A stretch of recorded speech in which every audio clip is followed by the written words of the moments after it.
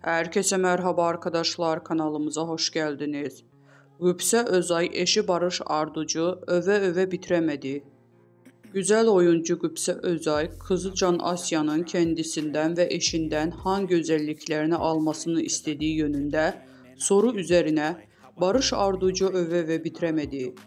Kendisi gibi oyuncu olan Barış Arduç ile evli olan Gupse Özay bir dergide verdiği röportajda Can Asya senin karakterinin hangi özelliklerini babasının karakterinin hangi özelliklerinin alsın isterdin sorusuna tüm özellikleriyle cevap verdi. Ünlü oyuncu Gupse Özay her şeyini babasından alsın sorusuyla cevapladı.